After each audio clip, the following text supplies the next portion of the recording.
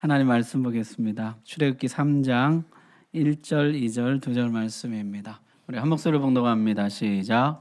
모세가 그의 장인 미디안 제사장 이드로의 양떼를 치더니 그 떼를 광야 서쪽으로 인도하여 하나님의 산 호렙에 이르매 여호와의 사자가 떨기나무 가운데로부터 나오는 불꽃 안에서 그에게 나타나시니라. 그가 보니 떨기나무에 불이 붙었으나 그 떨기나무가 사라지지 아니하는지라. 아멘. 한번 버림받았던 사람이 다시 쓰임 받을 수 있을까요? 오늘 말씀은 모세가 다시 부르심을 받는 이야기입니다. 설익은 소명감만으로 세상을 구원하겠다고 나섰던 모세는 동족들에게 거부당하고 광야로 쫓겨갑니다. 그리고 광야에서 40년 동안 숨어 지내게 됩니다. 무슨 생각을 했을까요? 나의 모든 것을 다 바쳐서 위대한 결단을 했는데 왜 거부당했을까?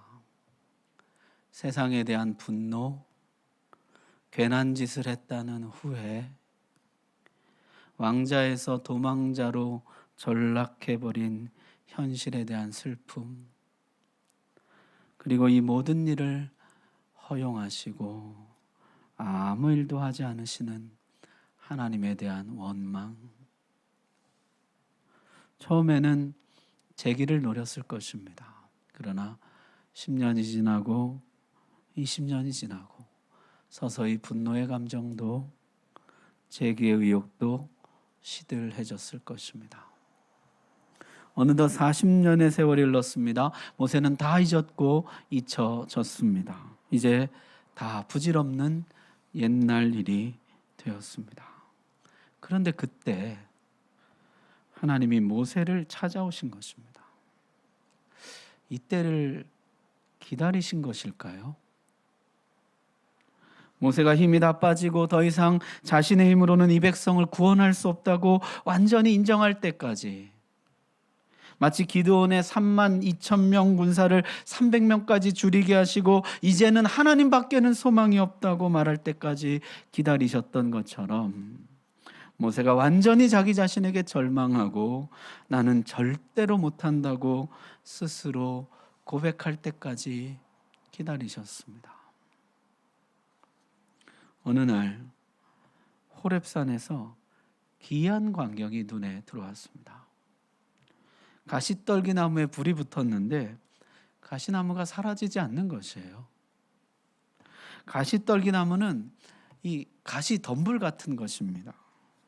여기에 불이 붙으면요, 금방 화라락 타고 마는 것인데요. 이런 일들은 건조한 광야에서 흔히 볼 수 있는 장면인데 이번에는 다른 것이에요.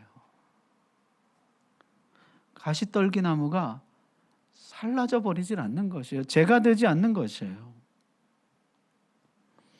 계속 불은 타오르는데 가시떨기나무는 그대로 있었습니다.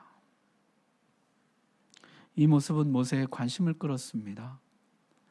80세가 된 모세에게 하나님이 보여주신 첫 번째 장면은 가시덤불에 불이 붙어 타오르는 것이었어요. 왕궁의 백향목같이 쓰임받고 싶었지만 이제는 광야의 흔하디 흔한 가시떨기 나무같이 되어버린 모세. 여기에 불이 붙었는데 사라지지는 않는 것이에요. 사실 젊은 날 모세가 생각한 헌신은 이런 것이었습니다. 자신을 확 불살라 바치는 것입니다. 한번 불타오르고 죄가 되는 것입니다. 이 한 몸 바쳐서 이 백성을 구원해 내는 것입니다. 그런데 하나님이 보여주시는 모습은 그게 아니에요.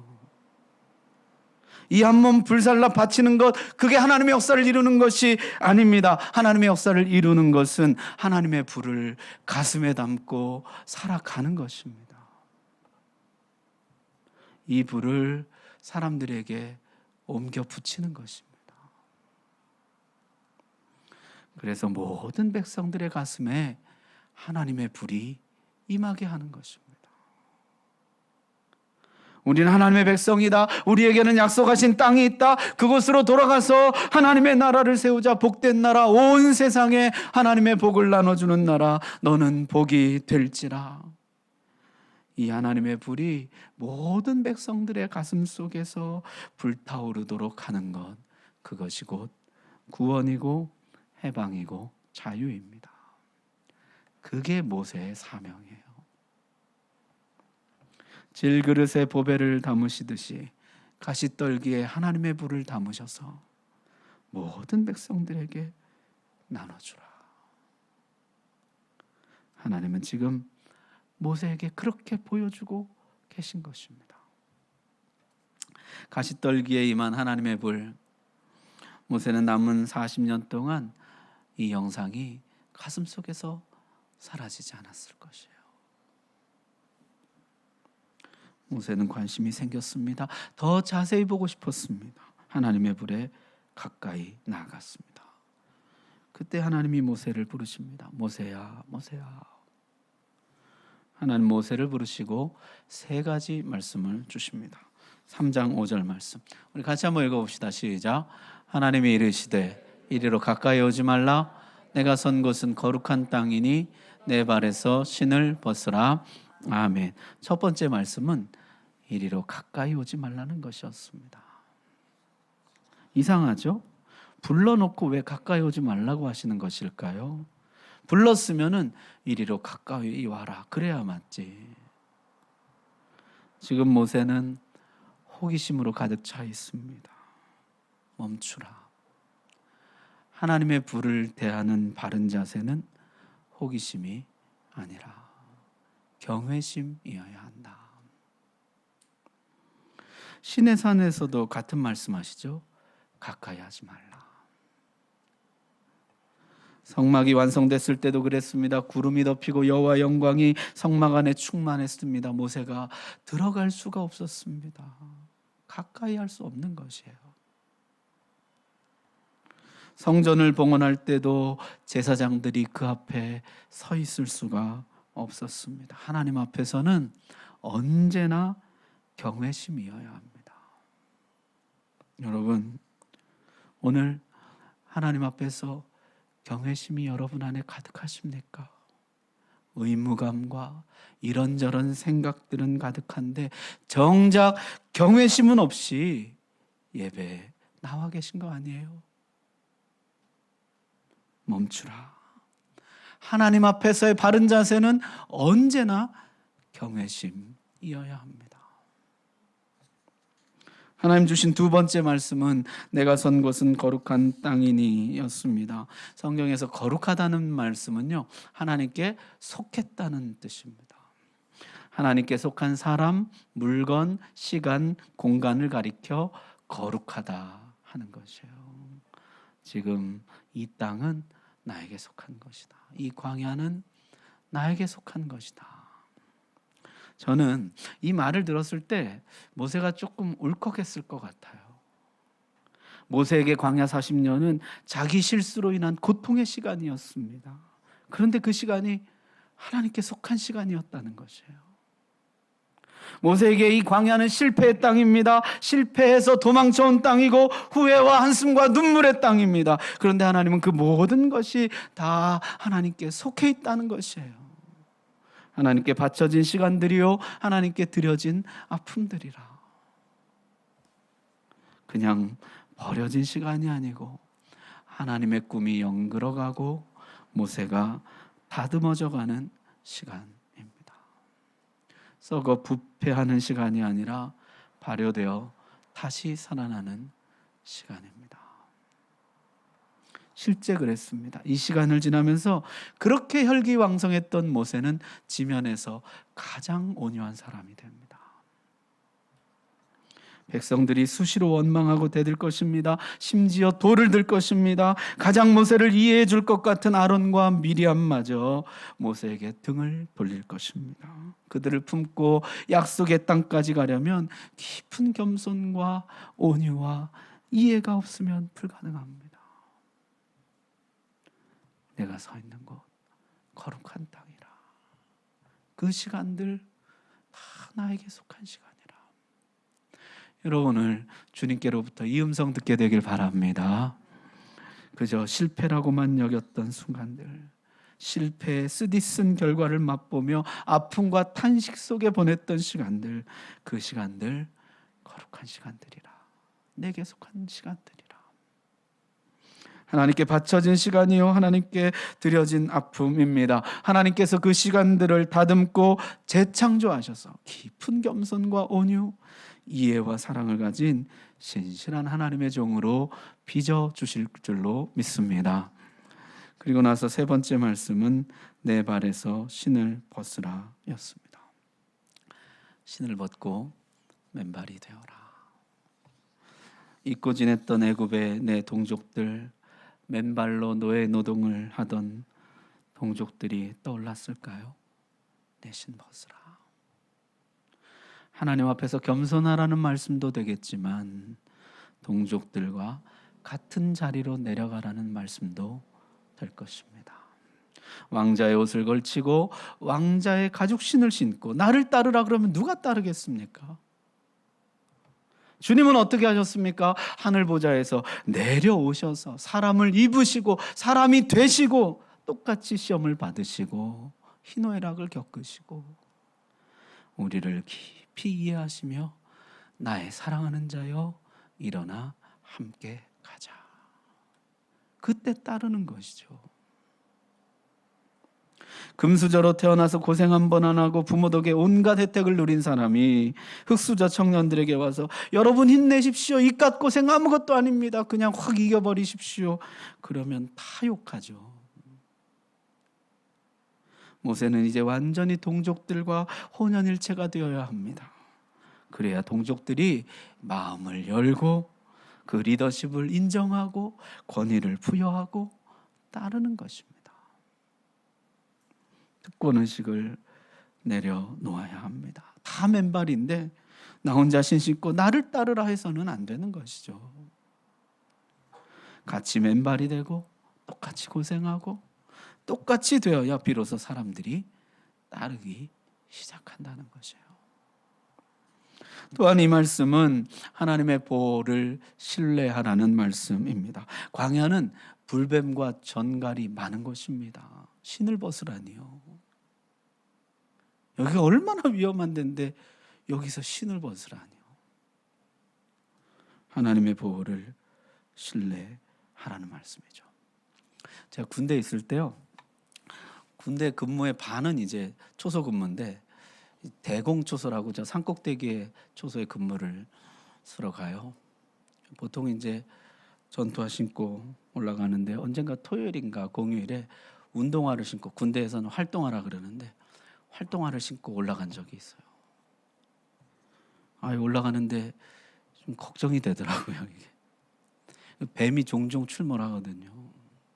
전투화는 괜찮아요. 이게 두꺼우니까 못 뚫거든요. 또 전투화는 발목 위까지 보호해 주잖아요. 근데 이게 활동화를 신고 가려고 그러니까요. 이게 나오면 어떡하지? 물론 안 나왔습니다만은 좀 염려가 되더라고요.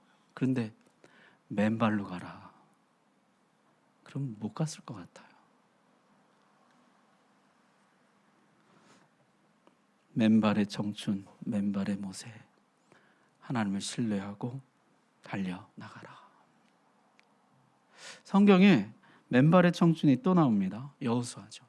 난공불락의 여리고성 앞에서 하나님이 하신 말씀 뭡니까? 내 발에서 신을 벗으라. 내가 선 곳은 거룩하니라. 모세에게 나타나셔서 이 땅은 하나님께 속했다고 말씀하셨던 하나님은 여호수아에게 나타나셔서 이 성도 하나님께 속했다고 말씀하십니다. 하나님을 신뢰하고 신을 벗으라. 맨발의 모세로부터 시작된 하나님의 위대한 역사는 맨발의 여호수아로 인해 완성될 것입니다. 여러분, 모세의 광야도 여호수아의 여리고성도 우리의 삶의 현장도 모두 다 하나님께 속한 줄로 믿습니다. 너무 쫄지 말고, 물릴까 찔릴까 너무 염려하지 말고 하나님만 신뢰하고 달려나가는 맨발의 종들 다 되시기를 주의 이름으로 축복합니다. 자, 하나님은 모세를 다시 부르시면서 구원 계획을 말씀하십니다. 여러분 6절 한번 보십시오. 나는 내 조상의 하나님이니 아브라함의 하나님, 이삭의 하나님, 야곱의 하나님이니라. 하나님은 모세의 시야를 넓혀주십니다. 이 일은 너에게서 갑자기 시작된 일이 아니다. 급조된 계획이 아니다. 하나님이 아브라함 때부터 약속하시고 이삭, 야곱 대대로 이어오신 약속이라. 이 백성을 애굽에 보내서 거기서 큰 민족을 이루게 하고 다시 약속의 땅으로 데려오는 것, 이 큰 그림 속에 내가 있는 것이라. 우리는 시야가 좁죠. 내가 조금 충만할 때는요, 모든 일을 다 이룰 것 같아요. 그러다가 조금만 가라앉으면은 아무 일도 못할 것 같이 낙심합니다. 시야를 넓히라는 거예요. 하나님의 큰 그림 속에 네가 있다. 네가 실패해도 하나님은 실패하지 않으시며, 네가 좀 부족해도 하나님은 능히 이 일을 이루실 것이라. 여러분, 요새 한국교회가 얼마나 어렵습니까? 우리 시야를 좀 넓혀야 합니다. 하나님이 이 땅에 복음의 씨앗을 뿌리실 때 벌써 평양대 부흥을 비롯해서 놀라운 부흥을 계획해 놓으셨습니다. 우리나라를 제사장 나라 거룩한 백성으로 삼으시는 큰 그림을 가지고 계십니다. 지금 잠깐 어렵지만 주님께서 반드시 우리를 여기서 이끌어내시고 약속의 땅으로 인도해 주실 줄로 믿습니다. 하나님은 모세의 시야를요, 저 윗대 그 윗대까지, 야곱, 이삭, 아브라함까지, 그 위에 하나님까지 시야를 확장하십니다. 일희일비하는 단견에서 벗어나서 줄기차게 흐르는 하나님의 역사의 손길을 바라보라는 것입니다. 나는 지난 430년간 너희를 보고 있었고 듣고 있었고 알고 있었다. 이제 내가 내려가서 너희를 건져내고 약속의 땅으로 인도해 드리려고 한다. 내가 이 일에 너를 사용하기 원한다 하셨습니다. 자, 그랬더니 모세가 할렐루야, 저는 이날만 기다렸습니다. 주님, 내가 여기 있사오니 나를 보내소서 했을까요? 아니죠. 여러분 3장 11절 한번 보십시오. 모세가 하나님께 아뢰되 내가 누구이기에 바로에게 가며 이스라엘 자손을 애굽에서 인도하여 내리까?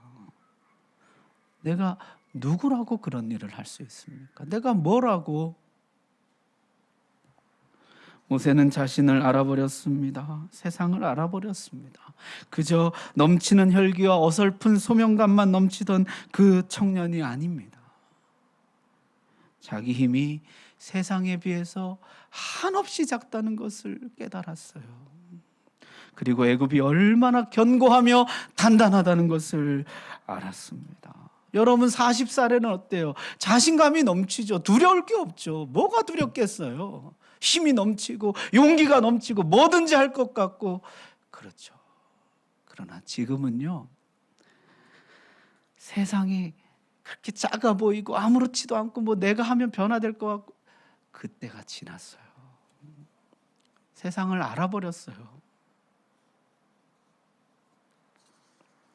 저도 그랬던 것 같아요. 20대 청년 때 복음으로 세상을 변화시켜라 그러면 아멘 주여 나를 써주십시오. 나를 드립니다. 지금 복음으로 세상을 변화시켜라 그러면 제가요? 저 같은 사람이 무슨 일 할 수 있습니까? 제가 뭘 한다고 세상이 변할까요? 주님, 세상이 과연 변할까요? 내가 뭘 한들 세상이 바뀔까요? 자신을 알아버렸고 세상을 알아버렸습니다. 여러분, 그러나 여기서 진짜 중요한 게 있어요. 꼭 알아야 될 것이 한 가지 더 있습니다. 그게 뭐죠? 하나님을 아는 것입니다. 여러분, 좋은 신앙이라는 것이 바로 이런 것인데요. 하나님을 알고 나를 알고 세상을 아는데 그 비중이 좋은 것이에요. 하나님을 아는데 자신을 모르고 세상을 모르는 사람이 있습니다. 이런 사람은 거의 현실과 동떨어진 신앙생활을 합니다. 광적이고 신비적인 믿음을 가지게 돼요. 반대로 자신을 잘 알아요. 세상도 잘 알아요. 그런데 하나님을 잘 모릅니다.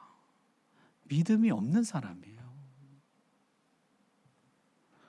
하나님을 알고 자신도 알고 세상도 아는데 하나님을 조금 더 깊이 아는 사람, 그런 사람을 가리켜 좋은 믿음의 사람, 좋은 일꾼이라고 하는 것입니다. 지금 모세는 자신을 알게 되었고 세상을 알게 되었습니다. 그러나 아직 하나님을 잘 모르죠. 이제 하나님을 알아가게 됩니다. 10가지 재앙, 바로도 놀랐겠지만 모세 자신도 놀랐을 것입니다. 홍해가 갈라질 때 백성들도 놀랐겠지만은 모세도 놀랐을 것입니다. 만나가 하늘에서 내릴 때, 반석 위에 물이 터져 나올 때 하나하나 하나님을 알아갈수록 모세는 점점 더 믿음의 사람이 되어 갑니다. 자신도 알고 세상도 알지만 하나님을 더 깊이 아는 사람. 여러분, 그런 사람 되시기를 바랍니다. 저는 못합니다. 모세는 생생하게 기억하고 있죠. 백성들이 거부하던 모습, 그 차갑고 냉랭하던 외면, 거절, 불신. 패배와 치욕의 기억은 승리와 영광의 기억보다 더 깊이 박히고 오래 갑니다. 난 못 갑니다. 이때 하나님의 답이 무엇입니까?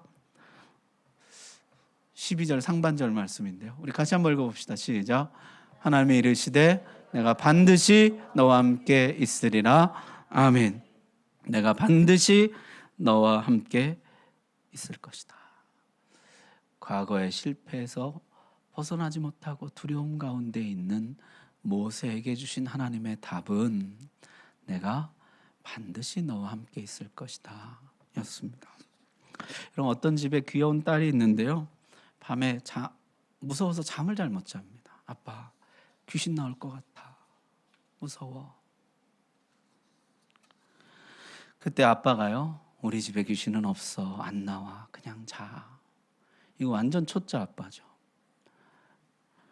노련한 아빠, 딸을 적어도 한 4명 정도는 키운 이런 노련한 아빠는요, 어떻게 할까요? 아빠가 아침까지 옆에 있을 거야. 괜찮아, 안심해. 만약 귀신이 나타난다면은 귀신은 아빠를 이겨야만 할 거야. 내가 절대 너를 떠나지 않을 거거든. 그리고 이건 비밀인데, 아빠가 귀신보다 힘이 더 세단다. 지금 하나님이 그렇게 하고 계신 것이죠. 하나님 모세의 두려움을 부정하지 않으십니다. 뭘 다 지난 일을 가지고 아직도 두려워하냐고, 그렇게 두려워하냐고 하지 않으십니다. 오히려 이렇게 말씀하시죠. 내가 반드시 너와 함께 있을 것이다. 바로가 너를 이기려면 그는 먼저 나를 이겨야 할 것이다. 내가 너를 결코 떠나지 않을 거거든. 내가 끝까지 너와 함께 할 것이거든.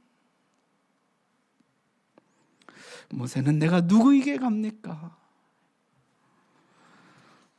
내가 누구인가 보다 더 중요한 것은요, 내가 누구에게 속했느냐입니다. 하나님 말씀하시죠. 너는 나에게 속했어. 내가 너를 떠나지 않을 거야. 끝까지 너와 함께 할 거야. 내 능력이 내 능력이 될 것이다. 여러분, 이게 두려움에 빠진 우리를 위로하고 힘을 북돋우시는 하나님의 방식입니다. 내가 반드시 너와 함께 있을 것이다. 그리고 나서 약속을 하나 주시죠. 여러분, 12절 하반절 말씀 보십시오. 같이 읽어봅시다. 시작. 내가 그 백성을 애굽에서 인도하여 낸 후에 너희가 이 산에서 하나님을 섬기리니 이것이 내가 너를 보낸 증거니라. 아멘. 너 지금 양떼를 몰고 여기에 왔지. 앞으로 하나님의 양떼 이 백성을 데리고 여기 오게 될 것이다. 너 여기서 나를 만난 것처럼 이 백성들이 여기서 나를 만나게 될 것이다. 이 산에서 하나님을 예배하게 될 것이다. 하나님은 출애굽의 목표를 말씀해 주셨습니다. 이 백성이 하나님을 예배하는 것입니다. 모세는 이 목표를 잊지 말아야 합니다. 이스라엘을 해방시켜서 애굽의 권력을 장악하는 것이 목표가 아닙니다. 바로에게 복수하고 애굽을 무너뜨리는 것이 목표가 아닙니다. 목표는 이 백성이 하나님을 예배하도록 하는 것입니다. 하나님을 예배하는 백성이 되는 것, 그것이 목표라는 것이에요. 여러분, 이것이 우리의 목표입니다. 모든 하나님의 종들의 목표는 이것입니다. 하나님을 예배하는 것이죠. 이사야 선지자를 통해서 하나님 이렇게 말씀하십니다. 이 백성은 내가 나를 위하여 지었나니 나를 찬송하게 하려 함이니라. 골로새서에 내가 교회의 일꾼 된 것은 하나님이 너희를 위하여 내게 주신 직분을 따라 하나님의 말씀을 이루려 함이니라. 이게 목표입니다. 하나님이 우리를 지으신 목표는 예배하는 백성이 되도록 하는 것이요, 하나님이 우리를 구원해내시는 목표는 예배하는 백성이 되도록 하기 위함입니다. 출애굽의 목적은 예배입니다. 내가 교회 일꾼 된 것은, 모든 하나님의 일꾼들의 목표는 이것이어야 합니다. 하나님을 예배하는 것. 이 백성이 하나님을 예배하는 백성이 되도록 하는 것.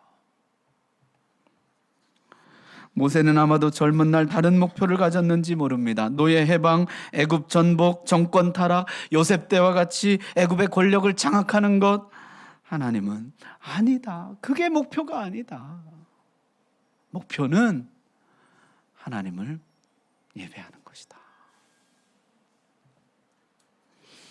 아마도 한 1년 정도 후에 모세가 이 백성을 이끌고 이 산에 다시 도착했을 때 모세는 하나님께 이렇게 말했을 것이요. 하나님, 이거였군요. 예, 하나님, 제가 앞으로 이 백성이 예배하는 백성이 되도록 내 삶을 드리겠습니다. 모세는 실제 남은 40년 동안 율법을 가르치고 성막을 만들고 이 백성이 예배하는 백성이 되도록 자기의 남은 삶을 다 바치게 됩니다.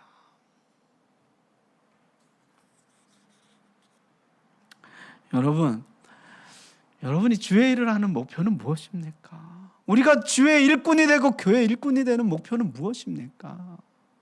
다른 목표를 가지면 안 되는 것이에요. 목표는 이것이어야 합니다. 예배여야 하는 것입니다. 예배가 우리의 목표가 되길 바랍니다. 우리가 그 목표를 잃지 말고 나아가야 돼요. 자, 모세가 마지막으로 하나님께 질문합니다. 만약에 제가 간다면, 하나님, 만약입니다. 만약에 제가 간다면 누가 보냈다고 말해야 됩니까? 아까 하나님 모세 이름을 부르셨습니다. 모세야, 모세야. 하나님 모세 이름을 아십니다. 이제 모세는 하나님의 이름을 묻습니다. 당신 누구십니까? 실제 나중에 너를 보낸 하나님의 이름이 무엇이냐, 그렇게 묻는 사람은 아무도 없었어요. 모세가 궁금한 것이죠. 모세 나이 80입니다. 내 인생 돌아볼 때 참 어려울 때 나서 엄마 품에 자랐지만 곧 바로의 공주에게 입양되고 왕자로서 온갖 특권을 누리다가 나이 40에 철이 들어서 각성에서 일신의 영화를 버리고 이 백성 위해서, 하나님 위해서 살겠다고 나를 들였는데 무참히 거부당하고 쫓겨나서 광야에서 40년을 썩었습니다. 내 인생을 이렇게 인도하신 하나님, 당신 누굽니까? 도대체 당신 누굽니까? 그때 하나님이 주신 답 14절입니다. 하나님 모세에게 이르시되 나는 스스로 있는 자니라. 이 스스로 있는 자라는 게 그 밑에 제가 히브리어를 써놨는데요. 예의의 아쉐르 예의입니다. 이걸 직접 번역하면요, 나는 나다, 나는 있다. 미래로도 번역할 수가 있는데 나는 있을 것이다, 이런 뜻이에요. 나는 있다, 나는 있을 것이다. 나는 항상 있는 자이다. 나는 너와 함께 있고 나의 백성과 함께 애굽에도 있다.